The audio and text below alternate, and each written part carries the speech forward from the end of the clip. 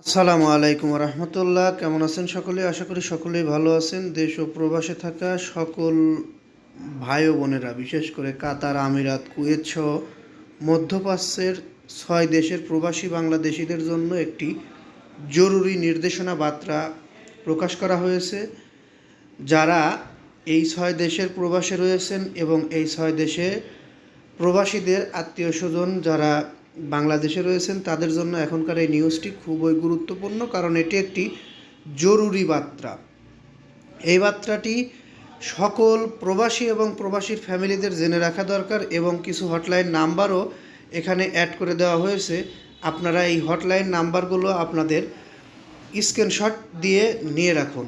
আমি দেখুন হটলাইন নাম্বারগুলো দেখেছি, কারণ ভিডিওর শেষে এই হটলাইন নাম্বারগুলো আসবে। অনেকেই ধৈর্য হারিয়ে ভিডিওর শেষ পর্যন্ত নাও দেখতে পারেন। দেখুন এখানে হটলাইন নাম্বার দেওয়া হয়েছে 6টি দেশের।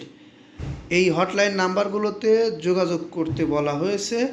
যদি কোনো সমস্যা হয় তারপরে যোগাযোগ করতে বলা হয়েছে। তাছাড়া অন্যথায় শুধু এসব নাম্বারে ফোন দিয়ে বিরক্ত করবেন না। আমরা নিউজটির বিস্তারিততে চলে যাব। কাতার, আমিরাত, কুয়েত সহ মধ্যপ্রাচ্যের 6 দেশের প্রবাসী বাংলাদেশিদের জন্য জরুরি বার্তা। মধ্যপ্রাচ্যের পরিস্থিতিতে ওই অঞ্চলের 6টি দেশে বসবাসরত প্রবাসী বাংলাদেশিদের জন্য জরুরি সতর্কবার্তা দিয়েছে। যেসব দেশের দায়িত্বরত বাংলাদেশের দেশগুলো হলো লেবানন, কাতার, সংযুক্ত আরব আমিরাত, বাহরাইন, কুয়েত ও ইরাক। শনিবার দেওয়া জরুরি বিজ্ঞপ্তি এই 6টি দেশের বসবাসরত প্রবাসী বাংলাদেশিদের সামরিক স্থাপনা থেকে দূরে থাকার অর্থাৎ নিরাপদ স্থানে অবস্থান করার জন্য নির্দেশনা দেওয়া হয়েছে। গুজব না ছড়ানো এবং জরুরি কাগজপত্র ও নিত্য প্রয়োজনীয় জিনিসপত্র হাতের কাছে রাখতে বলা হয়েছে। অতি প্রয়োজন ছাড়া ঘরের বাইরে বের না হতে এবং বিপদ কেটে না যাওয়া পর্যন্ত নিরাপদ স্থানে অবস্থান করতে বলা হয়েছে। এছাড়া জমায়েতে বা সভা সমাবেশে এড়িয়ে চলার পরামর্শ দেওয়া হয়েছে। সবকটি দ্রুতবাসী নিজ নিজ দেশের সরকারের জারি করা নির্দেশনা মেনে চলতে এবং স্থানীয় আইনের প্রতি শ্রদ্ধাশীল থাকতে প্রবাসী বাংলাদেশিদের প্রতি বিশেষ আহ্বান জানিয়েছে।